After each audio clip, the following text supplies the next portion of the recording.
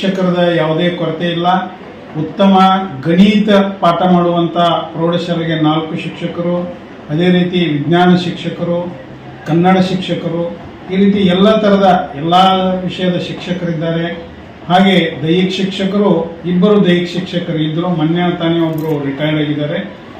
ಅದೇ ರೀತಿ ಎಲ್ಲ ಶಿಕ್ಷಕರನ್ನ ನಮಗೆ ಒದಗಿಸಿದ್ದಾರೆ ಮತ್ತು ಉತ್ತಮವಾದಂಥ ಪಾಠ ಬೋಧನೆ ಆಗ್ತಾ ಇದೆ. ನಮ್ಮ ಶಾಲೆಯಲ್ಲಿ ಪ್ರತಿ ವರ್ಷ ಉತ್ತಮ ಫಲಿತಾಂಶ ಬರ್ತಾ ಇದೆ.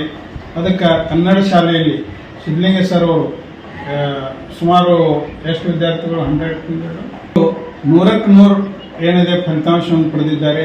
ಅದೇ ರೀತಿ ಇನ್ನಿತರ ಅನೇಕ ವಿಷಯಗಳಿಗೂ ಸಹಿತ 100ಕ್ಕೆ 100ರಷ್ಟು ಫಲಿತಾಂಶ ಪಡೆದಿದ್ದಾರೆ.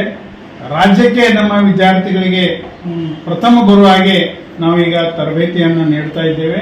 ಅದೇ ರೀತಿ ಉತ್ತಮ ಗುಣಮಟ್ಟದ ಶಿಕ್ಷಣ ನಮ್ಮಲ್ಲಿ ಸಿಗ್ತಾ ಇದೆ ಅಂತ ಹೇಳಿ ನಾನು ಹೇಳಬಯಸ್ತೇನೆ. ಈಗ ಅದೇ ರೀತಿ ಕಳೆದ 3 ವರ್ಷಗಳಿಂದ ಈ ಸರ್ಕಾರಿ ಪ್ರೌಢಶಾಲೆಯ ವಿದ್ಯಾರ್ಥಿಗಳ ಸಂಖ್ಯೆ 350 ಇತ್ತು. ಆದರೆ ನಾವಿಂದು 450 ವಿದ್ಯಾರ್ಥಿಗಳ ಸಂಖ್ಯೆ ಮಾಡಿದ್ದೇವೆ.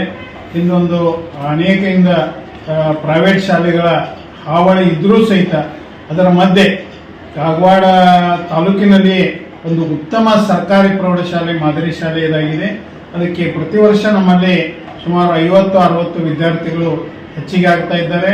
ಮತ್ತು ಎಲ್ಲ ವಿದ್ಯಾರ್ಥಿಗಳಿಗೆ ಸರ್ಕಾರದಿಂದ ಉತ್ತಮವಾದಂಥ ಬಿಸಿ ಊಟ ಹಾಗೂ ಶೂಸ್ ಮತ್ತು ಪುಸ್ತಕಗಳು ಇದನ್ನೆಲ್ಲ ನಾವು ಫ್ರೀಯಾಗಿ ಸರ್ಕಾರದಿಂದ ಒದಗಿಸ್ತಾ ಇದ್ದೇವೆ.